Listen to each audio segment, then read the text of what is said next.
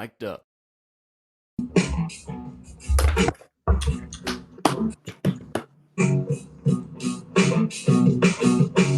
Hello, everybody, and thank you for joining us tonight for Yankees Coast to Coast, where you too can be a real Yankee fan. We are just so happy to have you all here with us today. It's been a rough time, rough go. This is definitely the low point of the season so far, I would say. Even though they won today, there are concerns. We are excited about a win. Any win is good, especially one. They did get 7 runs, which is nice. But, I didn't watch, by the way. I had to work today. This is one of those things where I have to make a living, so I can't really want to do these baseball. I didn't watch either, but I listened. And it was no Susan on there. I was playing golf. No Susan on the radio. What's his name was on? The guy that helps them out in the pre and post game shows. Ryan Rucco? No, not Rucco. On the radio. I forgot his name. Manuel, whatever his name is. I don't know who he is, but he was freaking fantastic. Really? Him and Stim, yeah, the banter was good, but it was baseball banter, not garbage banter. And they actually seemed to enjoy each other's company and have a lot to say about the game. So they had chemistry. They had really good chemistry. It was one of the best radio broadcasts I've heard for the Yankees in many, many, many, many, many years. Not to take the police academy, police chief language, but yeah, I mean, it was really good. Sims was good, and then this other guy, whatever his name was, I can't remember. He was fantastic. I mean, it started with Goldschmidt, where the guy, Sims set him up and said, "Hey, I know you've been following Goldschmidt against lefties all season," and he rattled off Goldschmidt's stats against lefties, and and then became a running gag throughout the whole game. But even the commercials, because he read all the same commercials that Susan read, but he reads them. Just reads them and they're done. It's not like a whole story just to get to a commercial. And he contributes real baseball, in-game, relevant, recent history on the Yankees. And he did a really good job. I mean, Susan got screwed. This because it would be nice. Susan got screwed by Sterling because he never let her do anything. And then when he finally sort of let her talk a little bit, she went off the rails. And this year, Sims is just basically letting her be. And she's reading commercials, and she is giving more baseball than she's ever given before. But she's intrusive. Today, the back and forth and the banter wasn't intrusive. They even had an inning today where the Hope Week kids were in the radio booth, and they did play-by-play. And the kid was really good. Sims stepped on it all over him a couple of times because I think Sims didn't really realize that the kid could do it. But by the end of the inning, the kid was really good. And I mean, he couldn't have been more than 10, 12, 13 years old. And the other kid in the booth was the guy who made the omelet for Jazz today because they were there for breakfast. But the booth was really, I mean, it was really good today. And, as opposed to yesterday, I watched the A's game, and their lady announcer who was very good yesterday. It was one of her best games ever because they were sitting out in the burn on the grass, her and Dallas Braden, and they were eating all the different food from the stadium. And they were also gambling. Like she bet Dippin' Dots.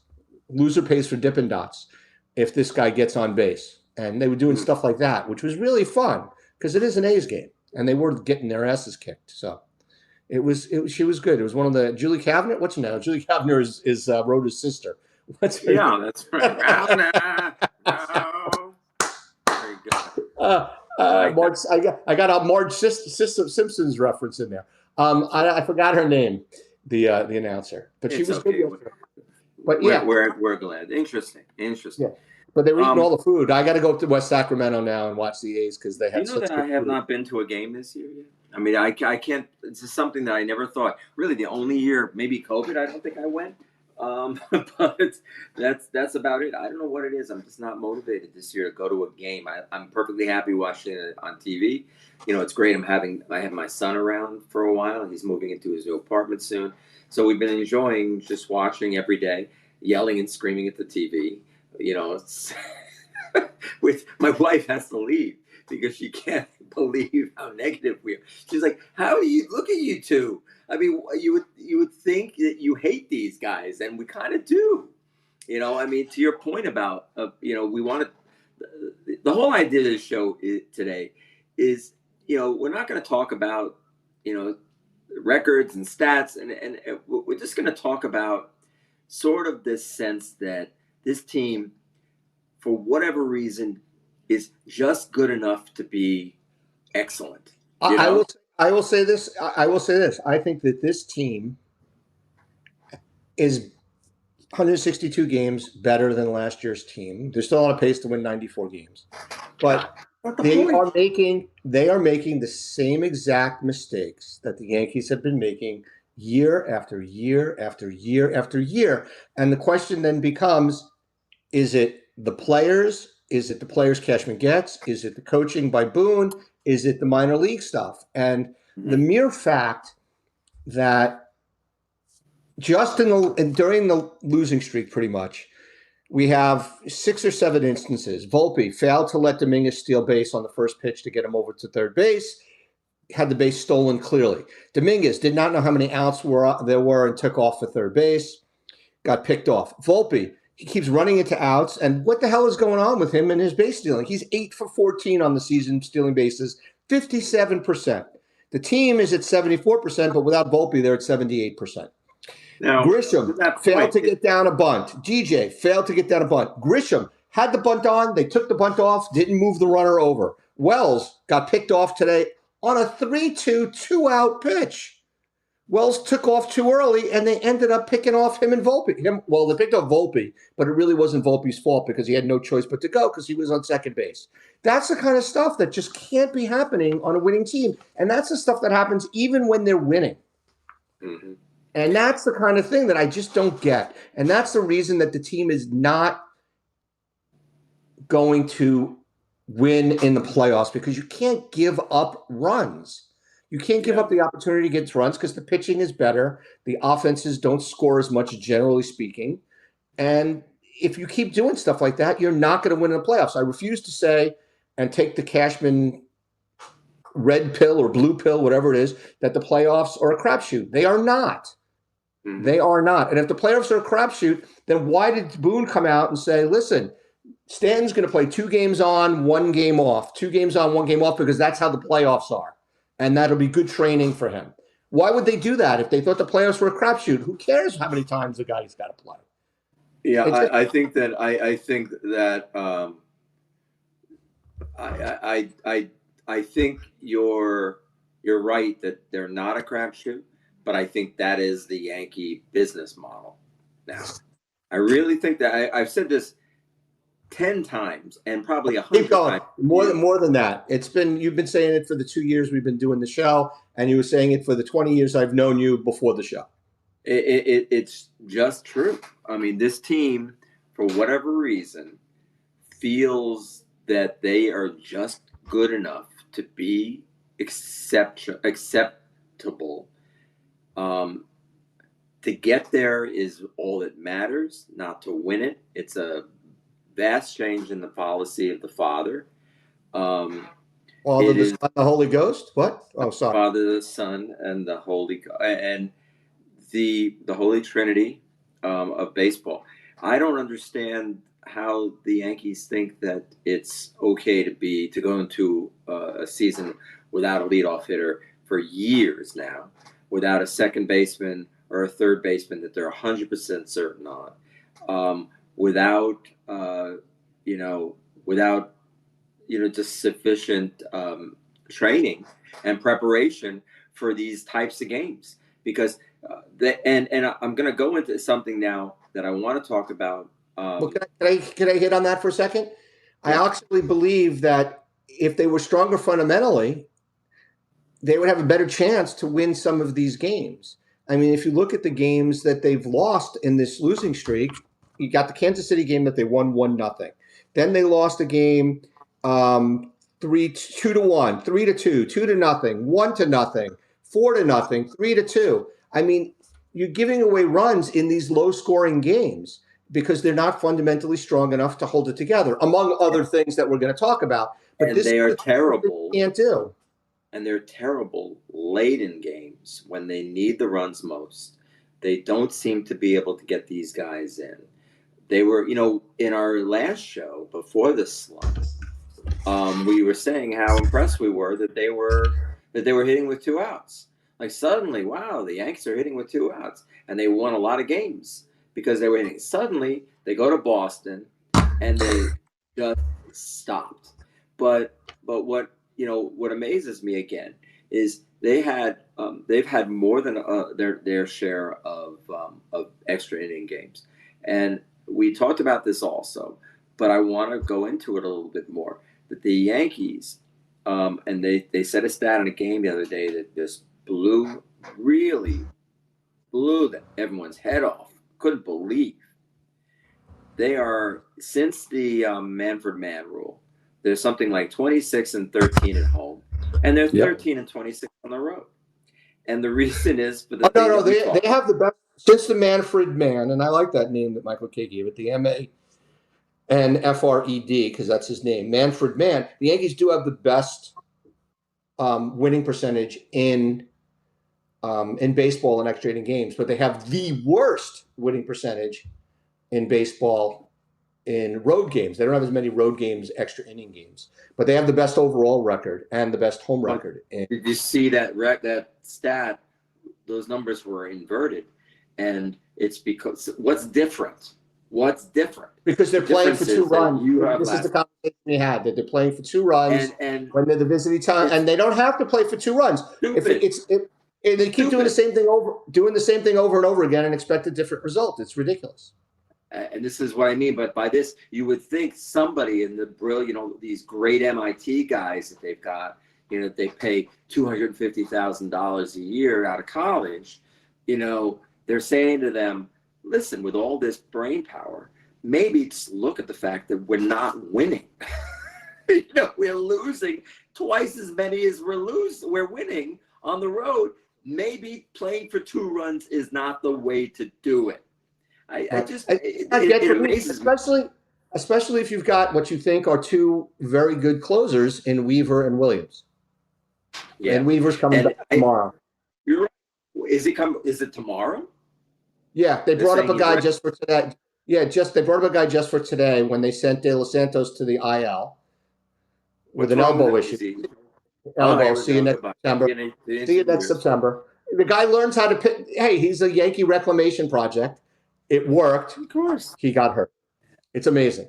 But yeah, so they brought up a guy for today, one day today, and then Weaver gets activated tomorrow, which I think is his first day eligible to come back. And we'll see what happens. Williams looked good again today. Had a base runner, but he got the outs in the ninth. They were up 7-3. Right? They were up 7-3, but he's really good when they have big leads. There's no problem. It's only when he's he wasn't in the beginning. In the beginning of the year, he was not good when they had big leads. He blew them all. He's reverting back to form. He's reverting back to form where he's not allowing as many hits. He still has a lot of walks. We'll see what happens. And now Cruz has a little bit of an issues again, so we'll see what happens if he has to go back on the IL. What's his problem? Yeah. Didn't see it. What did they say? Well, he looked bad he looked terrible. Yeah, his wildness. They're worried about the fact that he had wildness, that his mechanics have broken down.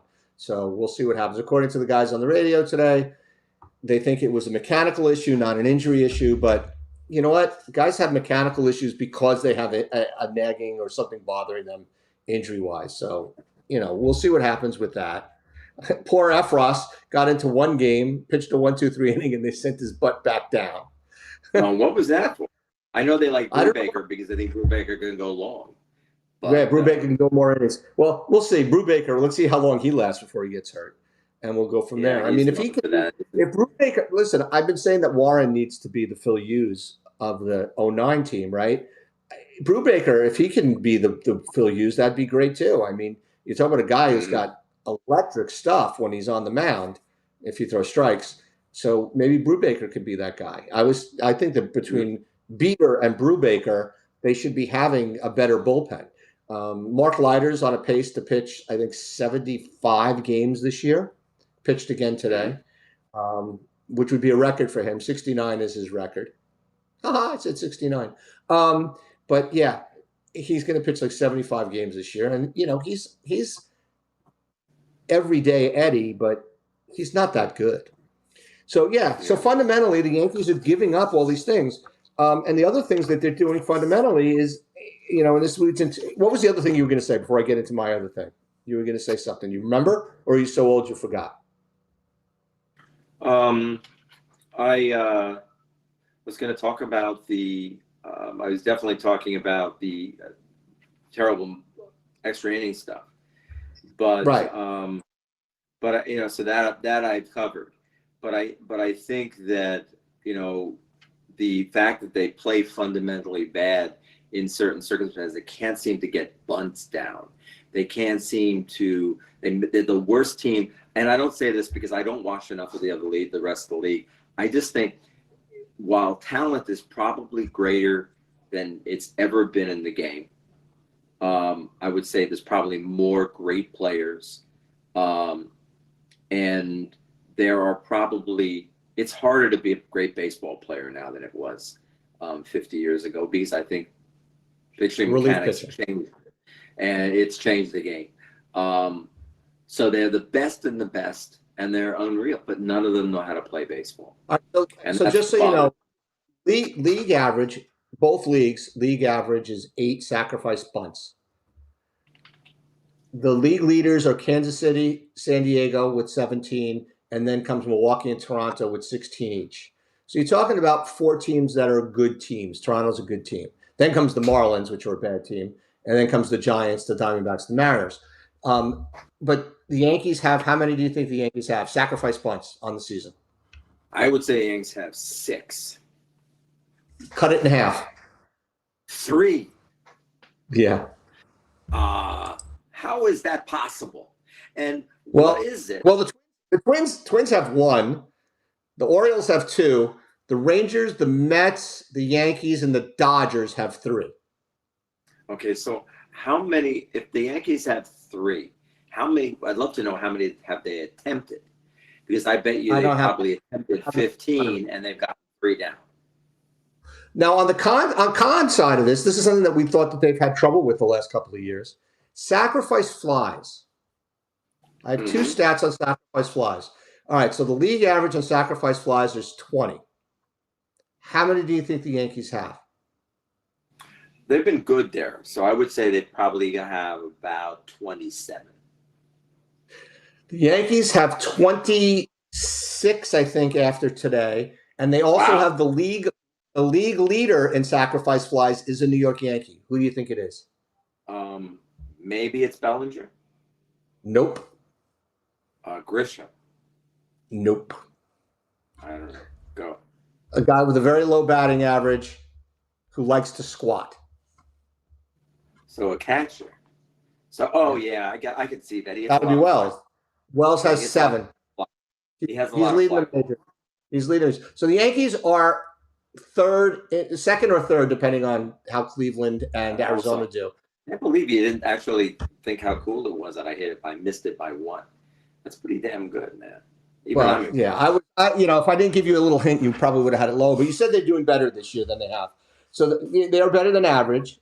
Just so you know, the Dodgers lead the league at 29. The Yankees are 26, not count 25, 26 counting today. What's really funny is, the Yankees lead the league in intentional walks, but 14 of them 15 of them to Judge. So, and they have 20 of those. Wow. Um, but they have gone How's backward. I haven't seen our boy uh, Giancarlo yet. How's he doing? He Anything? actually looks good. He's looking good. Yeah, he actually is moving better. I mean, he's not moving well, but he's moving better. So Mhm. far, he did not get a hit today, but he got an RBI today. He is 4 for 9 with a double, one RBI, no walks, and only one strikeout. Wow. Yeah. So and he made a night. He actually ran a ball. I think he scored his RBI today came on a force out where he beat the throw on the double play. So Oh, yeah, so I'm he looked looking at him he's right now. actually So looking. Not bad. He's looking more fluid. And the plan is for him to He's play four 2 out for of every nine 3 games. so far. He's Yeah, 4 to only got 4 one with a double. strikeout and 9 at-bats. That's unusual. That means that's It's not 11%. bad. Yeah, not Yeah. bad at all. So he's looking better than he normally does coming off of the IL, that's for sure. But when you look at the Yankee stats, what cracks me up, ready? Leading the league in WAR, runs scored, hits, batting average, on base, slugging, OPS plus, um, offensive weighted or on base, and runs runs produced, and total bases. That's Judge. Oh, and he has, by the way, he has 16 of the 20 intentional walks, not 14. So, and that's even after this big old slump. Although he's only one hit ahead of Jacob Wilson for league leader in the hits. Yeah, So, that's amazing. So this year, you know what? I think he's going to have 200 hits this year. And when was the last time a Yankee had 200 hits? Probably Jeter. Jeter 15 years ago. Well, it's got to be at least that maybe long. Longer than that. If you tell Jeter that they'll add some hits from old timer games into his career batting average, his career hits without adding at bats, maybe he'll actually play some old timers games. Anyhow, you're going to go to the old timers softball game. So the other thing I wanted to get into, well, I don't want to talk. I just so what? I mean, the Mets old timers game is going to be a little bit weird too because they're doing Shea Stadium versus Citi Field. I love that. I told you. That's not fair. That's not fair. You'll have David Cohn pitching. It'll be fun. It'll be fun, but those guys, they've been playing in Citi Field now since 2009. I mean, you're talking about 17 years. Does anybody really care about who wins those games? No, they don't care about winning and losing. But I would rather see Cohn pitch to Keith Hernandez than Cohn pitch to somebody who retired 2 years ago. So, but whatever. But the Yankees having a softball game is better than nothing. But in the face of what the Mets have done the last couple of years, it looks silly. So Derek Jeter had 216 hits in the 2012 season. So the year that he hit, I think that was the year that he had his 3,000th hit, right? Wasn't it 2012? I don't know. I don't have Jeter up in front of me. That's pretty impressive. 216 hits is very impressive. That is. So, and it's harder. A guy like Judge, it's going to be hard because he walks so much. I mean, Jeter. I mean, what's even harder is he strikes out so much. I mean, he's losing opportunities for hits, and that's one of the things I wanted to get to is they keep jumping up and down during this entire losing streak with the Kevin Bacon. All is well. Stay calm. All is well, and then they cite things like hard hit ball rate, right? But all hard hit ball rate is when you hit it, how often do you hit it 95 miles an hour or more? If you go by just that stat, do you know who's a Hall of Fame player? Joey Gallo. Because he never made contact. Yeah. If you strike out swinging, it doesn't count against your hard hit rate. What counts against your hard hit rate is a dribbling base hit to right field counts against your hard hit rate. So I don't want to hear the hard hit rate is good. If you're striking out 200 times, who cares? And that's, you got to make contact. And the Yankees made these guys who are not strikeout pitchers over the last week look like strikeout pitchers, and that's unacceptable. What is going on? This happens every year. Again, fundamentals of hitting are missing on this one. So if you go back to the 12th, when they beat the Royals 1-0, they had 7 strikeouts and only 5 hits, and they won. Then they faced Crochet, which would be acceptable. Scoring game. Yeah. So then you would have the Red Sox series where they lost to Crochet 2-1. You would think it'd be acceptable to strike out against Crochet. No, 8 1/3, they only struck out 7 times against him. That's really good. But then they faced this guy Dobbins, who had 49 innings and 37 strikeouts before he pitched against the Yankees, and he strikes out 5 in 6 innings. Scott Baio for the Red Sox, had 37 strikeouts in 52 innings. Against the Yankees, he had 8 strikeouts in 7 innings. Then Mhm. Soriano had 64 strikeouts in 79 innings, not even a strikeout inning, and he had 6 and 7 innings. Hendricks, who can't break a pane of glass, had Don't 44 even get me strikeouts. in that. Made me crazy. He had 44 strikeouts in 71 innings, and then he struck out 9 Yankees in 6 innings. And then Mhm. All right, whatever. Kahanowitz, he had 71 innings and 50 strikeouts, and he went out and struck out 8 Yankees in 5 1/3. I mean, what does that tell you? I know what it is. I'll tell you what it is. It's Tell me what bad it is. play, bad. It's bad at bats. It's bad baseball. It's not hitting. None of these guys know how to hit with 2 strikes. What they do is they go up. I see it. It makes me crazy. I yell about it all the time. Every time I watch Christian up there in a situation where he needs a single, he goes up in the first 2 things. He swings over the top like as hard as he can to try to hit one out, and he tries to hit 2 out, and then he's at 2 strikes, and then his at bat's dead. Then he can't do anything, and he strikes out again, or doesn't do anything fun, material in the at bat. These Right. guys do not know how to go up and swing at a pitch where it is. Bellinger, Bellinger Do something does. different. Some of them do. All right, listen, I like Goldschmidt. Goldschmidt this He year, looking at is him right now, he's he is so slumping. Although today he had a good day, hit a home. he's hitting 300. He hits 300 this. If he hits 280, we will be the happiest Right, guys. but look, how quickly did he go from 340 to 300 though in less than 2 weeks? I Yeah, I mean, mean that can happen. right, Hey, but listen, Judge he's is got to down 40 flatten out. points. Judge is Right, down 40 points. yeah, but he's got to flatten out. Right, you got to flatten out. I'd rather have the flatten. I'd rather have Jose Ramirez who hits 320 all season. Right, Yeah. but Goldschmidt he's been looking not that good today. He hit a homer. By the way, your boy Grisham had a homer and a double today. This guy drives me crazy, and they love this guy. I don't see it. I don't see it. Dominguez was odd man out today. It seems that Grisham is never out. He plays every day. He didn't play yesterday. Really, I didn't watch. I was mad. He was the odd man out yesterday. You didn't watch And that. that's why they lost. Yeah, There it so is. they obviously apparently. So the other thing that happened during the 7 games, including the 1-0 loss during the losing streak and the 1-0 win, is the Yankees had a chase rate at 25%, which is swinging at pitches that are 25% of the time they're out of the strike zone. It went up to 37%. How did they lose the strike zone? Because they call over anxious. And then the other half of it is how many times do we have to watch Hendricks especially, but also Kafanowicz or whatever his name is, the nice Hasidic guy for the pitch for the Angels the other day.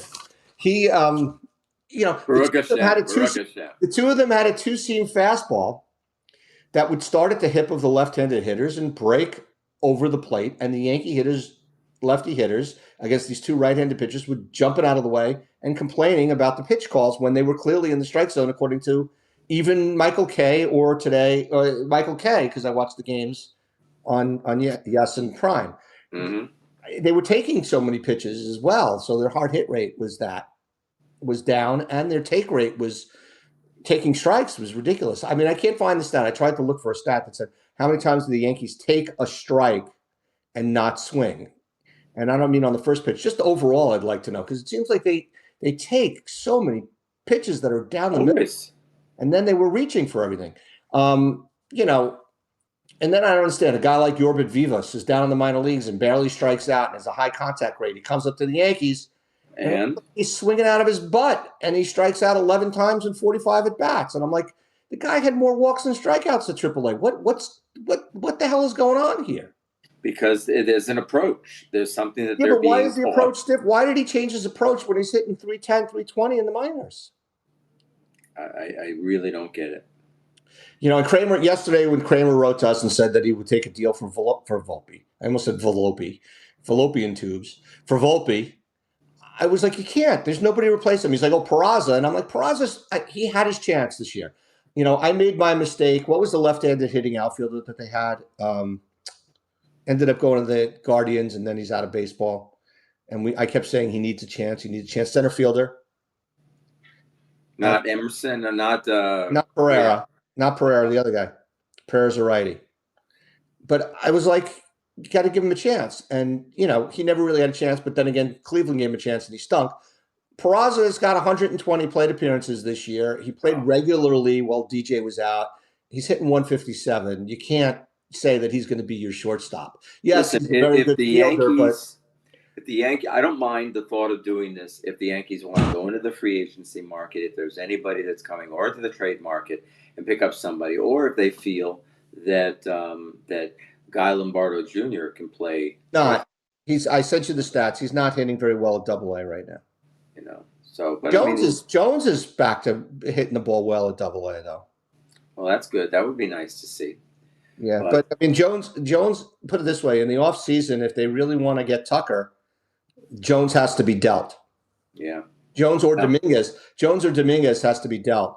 Listen, and Grisham, what you've seen of Dominguez, how do you feel? Would you give him up? I like Dominguez. I think he's the best, other than when you forgot how many outs there are. I feel like he is an outstanding base runner on the team. He steals bases 10 out of 11 for the season. He's fast as the wind. I find he takes the extra base. I don't think he's as bad an outfielder as we thought, although looking at the metrics, his defensive stats are not good. When you look at defensive runs saved and things like that, he's I think he's -3 or -5, which is not good. He's defensive runs is -5. Yeah. So, of course, Wells is -6, but who knows? But it's not. I think Dominguez, he's only 22 as well, and left-handed. I think left-handed he's very good. I don't understand why his right-handed swing is so funky. He's got that big old loop and he hits his helmet every time. I don't understand that, but I still like Dominguez. It's just he's hitting 240, 235. His on-base percentage is 328, which is not awful. Slugging is 380. He's got above league average in OPS. He's right at league average in OPS. He still strikes out too much. He strikes out 33% of the time. Too much. Yeah, but Volpe's got 73 strikeouts already and 294 plate appearances. It's terrible. It's terrible for a guy who should be spraying the ball all around. Right, and he's not doing that. Right. I mean, at least Dominguez has 28 walks in his 232 plate appearances. Volpe's got 26 and 73, and Dominguez is 28 and 67. But Volpe's got a 307 on base. I mean, it's just not good. I don't understand. I mean, and I get to see Jacob Wilson every day, the rookie from the A's. And granted, he moves around in the batter's box a lot. There's a couple of hitters when you watch them, you'll see next week when they're in New York. He's moving around and doing all sorts of stuff in the batter's box, but he's a pure contact guy and he's hitting 360. He's right behind Judge. What I would do to have more guys like that, and I don't mean more Judges. I love Judge for what he is. He's singularly spectacular. But Judges. I mean, if Judge is going to hit even if he hits 280 with the 40 to 60 homers, I mean, you can't argue with that. He's not a 230, 240 hitter. That's not the problem. The Yankees' problem isn't Judge. It's that when Judge doesn't hit, they don't win. And all too often when they build their team, their entire offense is built around waiting for Guffman. It's like enough. Waiting for Guffman. Wow. I mean, or Godot. Sorry, waiting for Godot, waiting for Guffman, and waiting for Judge. So. All right, my friend. I think it's time. We're past our expiration. Okay. Have a wonderful evening. I will see you. Have a good game on Sunday. Good luck at your game on Sunday. I don't have a game on Sunday. Oh, there's a tournament down in San Diego, so no game for me. I don't come back until after July 4th, but then we play every weekend for a while. Nice. Well, at least you'll have the weather for it. We can't count on anything here. Well, we haven't had a weekend yet without rain, so we are hopeful this is going to be the first weekend. We're all hopeful. Playing the Mets. Let's go Mets. Okay. Talk to you later, buddy. Good night. Good luck in prison. Have fun in prison.